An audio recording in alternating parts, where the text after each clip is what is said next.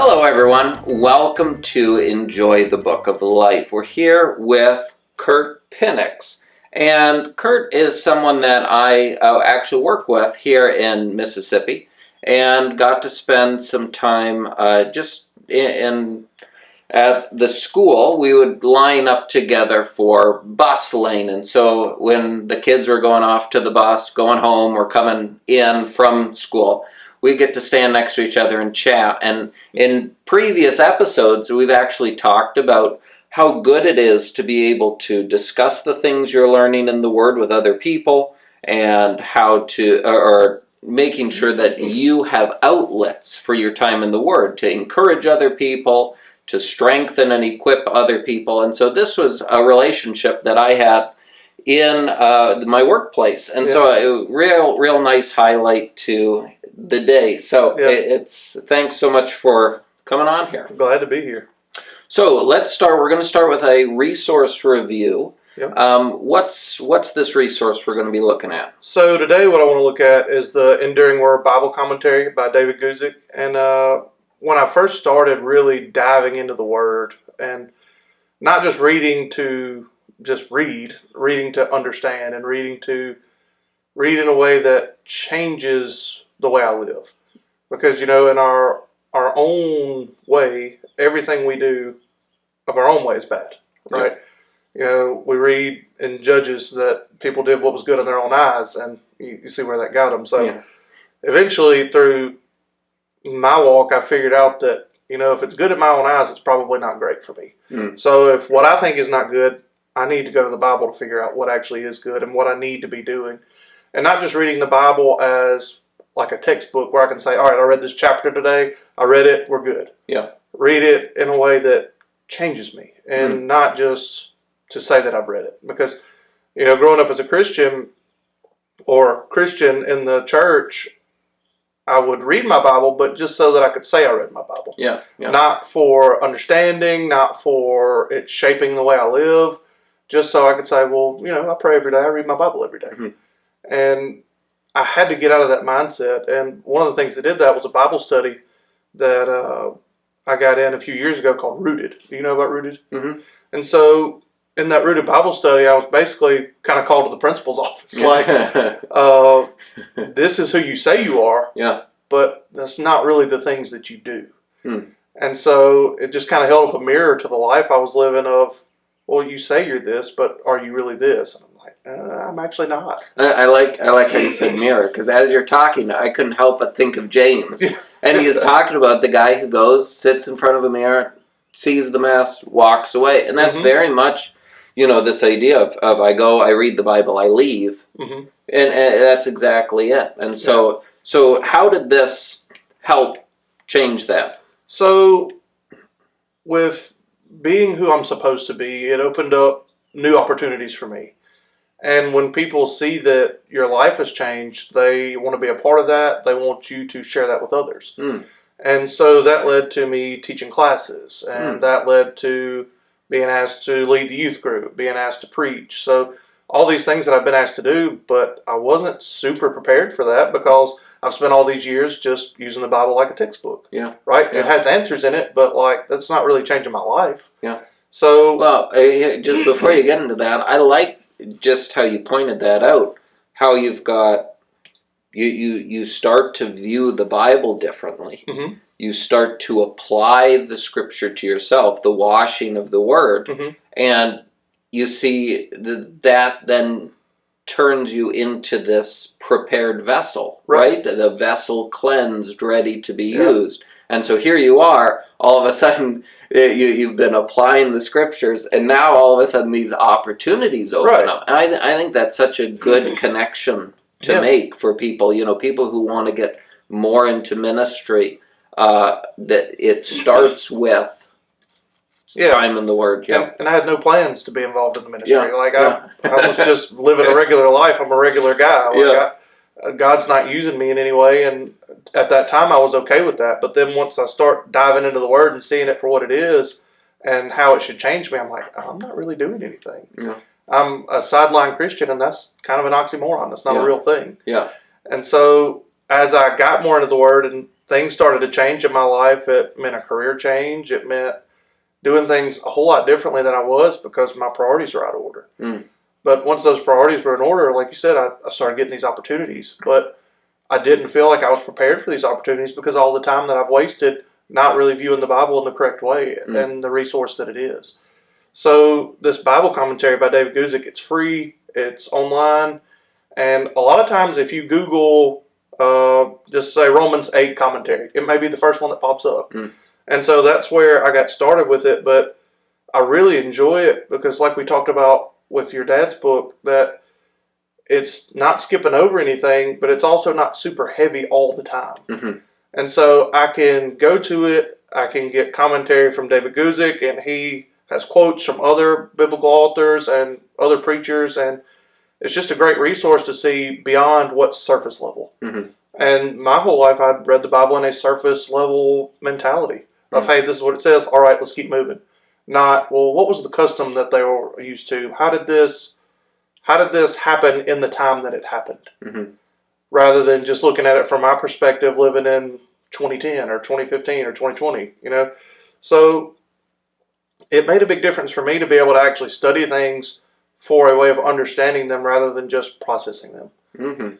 And he just has some great stuff in there that I can immediately, when I'm going to go teach a class or when I'm going to preach a sermon, one of the first things I do after I've really read through the text is go back and look and see what's there in this commentary that I can either use or that I can build what I already know about it. And it's a means of, like I said, just studying the Word and applying it rather than just a surface level interest. Now, one thing you mentioned there, that once you've really read through it, then you come in and yes, to the commentary. What's the purpose of that order? Well, for me, I don't really want to cloud anything before I go through a text. And I want to have it through my perspective first. And because I may see something and say, hey, I need to go look at that. Or, hey, and we'll get to this in a minute, but this word looks kind of funny here. It doesn't really fit with the rest of the sentence. Right. And I can go study that. Right. But what I don't want to do is just dive into a commentary and miss something that I might have seen. Or miss something that God has for me. And not really about me, but something that God has for me that I'm just skipping over because I'm trying to speed things up. Yeah, I think that's really helpful. That these commentaries, though very helpful, a lot of different commentaries, and I think it's good for people to find certain authors, right? So you've got these these people that you know and you've read their things, and you're more familiar with them. But then recognizing, like you were saying, that essentially my teacher is the Holy Spirit. Right. And so when I'm coming to it first, I'm letting him teach me. And then from there, from his teaching, you're saying, oh, well, what about this? Right? Certain questions, certain observations that you have. You then go into the commentary. When we would do this Bible study here, one of the activities I would do is I would bring out commentaries, but they would have conflicting interpretations, right? So then what they had to do, what the students had to do, was they had to determine, well, do I agree with this one or this one, or maybe neither of them? And the whole point is the commentary is not the answer key. Right. And so one of the things we would do at the Bible study is I'd print out the passage, because sometimes people would bring their study Bibles. And you'd see they get a question, and immediately you'd see their eyes, like it was instant. Where's the answer? Right? And they viewed it as an answer key. Instead of like what you're saying is, they spend time in the Word. And then for that enrichment, right, they go to it. And some people kind of totally try to avoid commentaries, right? But I think that, the Spirit, He doesn't teach me everything, right? I can't contain all of that. And so He teaches people, and all through history, right? There's so many valuable things here. Well, and as a teacher, like one of the things I figured out in the beginning of my teaching career is there are people that are smarter than you. They have figured this stuff out already. And if I can learn from people who have already done the legwork, why would I not do that? And to assume that you're immediately more intelligent than all these people is just folly. Like, and it's completely opposite of humility, right? And like you said, there is no replacement for spending time in the Word, and I don't want to come across that way at all. Commentaries have their place; they're a tool, right? I'm not gonna use that in and of itself by itself as the Word of God, because it's not. Right? Yes. It's imperfect. It's made by humans. But there is no replacement for spending time in the Word. And so this is just a extra thing that I can do to help me better understand, like a lens to view it through, basically. Where I can, like, I don't know much about the world when Jesus was alive. Like, I don't know all the things about their customs. I don't know why a lost sheep would be a huge deal. Like, I've never owned sheep. I'm not a farmer. That's a good point. Because different people, when they write their commentaries, some people are real word heavy. This meaning of this word. They're textual. Right. And then other people focus in more on the typology or the culture. So you do have that, and that's a helpful thing because they can approach it. I mean, my dad, he has a book on all the flowers in the Bible, right? I mean, that's a helpful resource when I need it, right? But for me to actually invest all that time to learn all that, I mean, there's someone who devoted enough time to write a book on it. If somebody's devoted their life to figuring something else out, I'm not going to figure that out in 10 minutes. And so it's easier for me to go look at a commentary, gather the information I need, and compile it in order to give it to others. And one thing I've learned just being a teacher for the amount of time that I have is that if you want to truly understand something, you can't do that until you can teach it to someone else in a clear and concise manner. And this is something that helps me teach parts of the Bible to other people. And so it's a resource that I don't think, if you want to do a good job, that you can ignore commentaries completely. And I think anything that's beneficial is beneficial. As long as I'm not leaning on that in spite of the Word. It's in addition to, and it adds to. It's not the main basis of what I'm teaching out of. Now, you mentioned a few benefits already. He deals with the tough passages. He gets into kind of the culture of things. What other benefits do you see in this particular commentary set? So, like we said, he does some word studies every once in a while. He'll have quotes from Charles Spurgeon is one of the favorite ones that he uses. And to me, the idea that he goes verse by verse. And like every verse in the Bible is in there somewhere.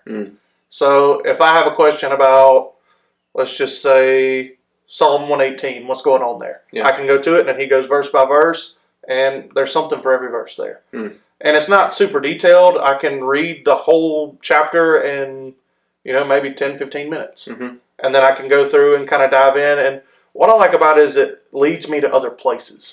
It's not a resource where I have to say, all right, I'm going to spend all my time here. I can say, oh, well, this author said this. Let me go check out what he said about this. Or this preacher that he references here said this. Let me go look at that sermon. Or there's a Greek word here used that is different than what I thought it meant. So let me go look that up. So I can use it as a bridge to take me to other places that will give me the information that I'm looking for. Good, And one reason we talked about reading the Bible first is it establishes those questions that I need to go answer somewhere else. And not questions of theology necessarily, but like we said, well, why is he talking about a sheep? Or what is so different about a fig tree than other trees? Or a mustard seed. Like, what's going on there? I don't know anything about mustard seeds. I need to go figure out why it's a big deal that this tree grew tall. And one of the things I figured out is the mustard seed actually grows into something the size of a shrub. And so for it to be this giant, mighty tree that the birds are living in, well, it's hyperbole. And that's the point. But I don't know that's hyperbole without going and looking that up. I don't have an encyclopedic knowledge of plants and animals. I would love to, but I don't. I'm good at random animal facts, but not usually ones that help me teach things. But so have you found anything in these that kind of limitations? I mean, we talked about how every commentary kind of has their focuses. Right. Are there limitations or drawbacks from your time using it? Well, like I said, theology, right? If I have a specific question about theology that maybe isn't addressed or maybe isn't answered there, and those are times where I have a group text with some friends like, hey, I have a question about this. Yeah. And we can talk it out. They might have researched it before. So I think there are definitely limitations. But like we said earlier, it's not the infallible Word of God. Yeah. And so anything written by humans is going to have its own limitations. Yeah. Yeah. And that's why we use those as a supplement, not our main basis of what we teach out of. Yeah. Yeah. So that would be, to me, the biggest drawback of, if I have a theology question that I'm not really sure about something, then maybe that's not the place I need to get that answer. Yeah, yeah. Now, with this tool, who would you recommend this to most? I would say somebody like me, a beginner that hasn't really done a very good job of studying the Bible. And this is an easy bridge to get started, where he just goes verse by verse, and it's common English. It's not anything crazy. It's not trying to understand the King James Bible when you're just a regular reader. Like, he just puts it in plain English. He links to guys that have good comments on it, and it's an easy read. It's not super detailed. It's very kind of surface level stuff, but it allows me to ask questions that take me to those other places and deeper.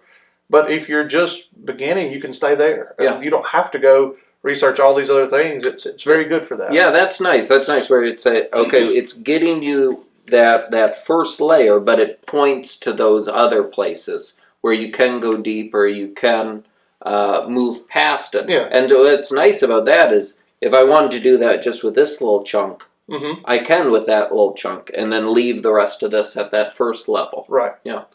And the other resource that, I was referencing earlier is the Bible Hub NASB Lexicon. So I figured that out from a podcast I was listening to, and the guy, it was some of the Duck Dynasty guys. Yeah. And he was talking about, well, if I have a question about something, I just type in Romans 8:28 Lexicon and hit enter. And then it takes you to this Bible Hub site, and you can go word by word and see what it is in the Greek, and then you can click on the Strong's Greek concordance and go from there. And I'm a nerd about words. Yeah. I love words. I know I don't look like it, and somebody would say, well, you're a PE teacher, football coach, you're a big guy with a beard, like you shouldn't be a nerd. But about words, I love words. Yeah. Like, I originally went to college to be a journalist. That was one of the things I was going to write about sports. That was my big idea.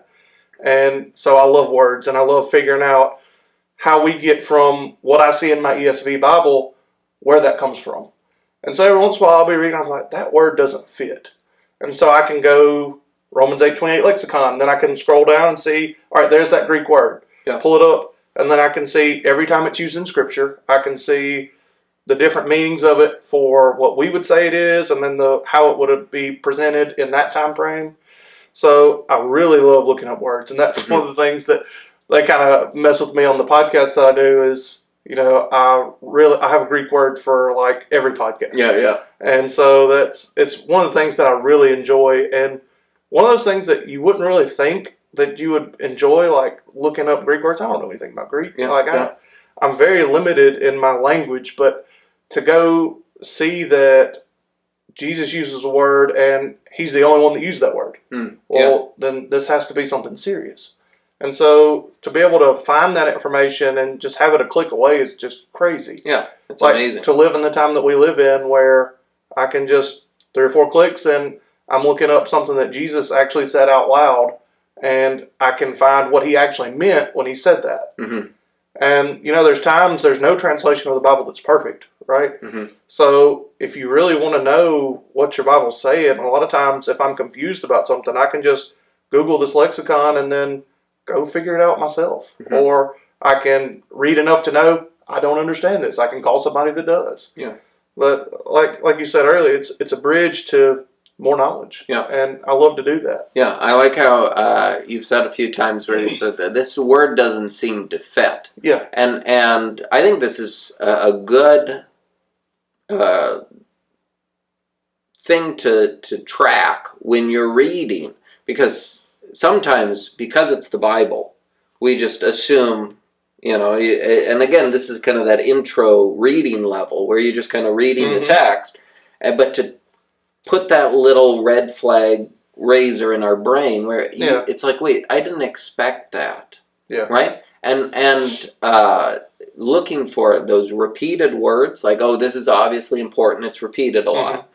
Or important words where it's like the whole theme is about that one word. It may be only mentioned once, but it carries weight.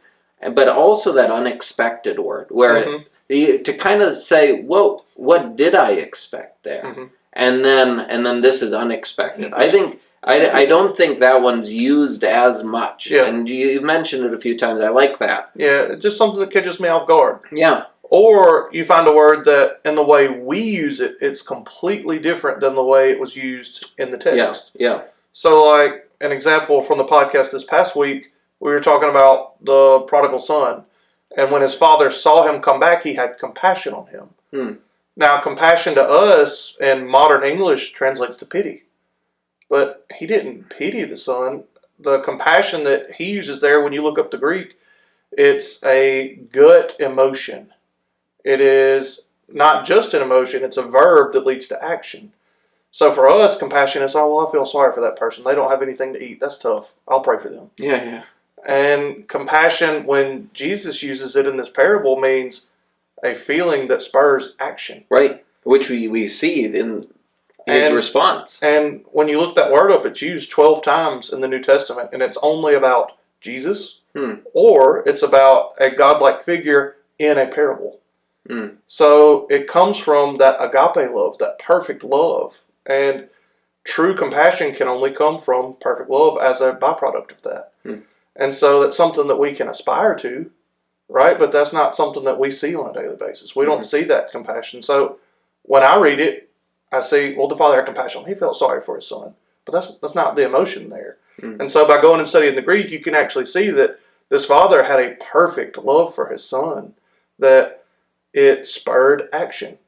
He doesn't just welcome him back and say, hey, son, I'm glad you're back. He goes and kills the fatted calf. He gets him a new robe. He gets him new shoes. So it spurs action, and he doesn't just get what he thinks he deserves. He gets way more. Yeah. And so it's the only time we ever see the father in a hurry. Yeah. To come and greet the prodigal on his way home. Yeah.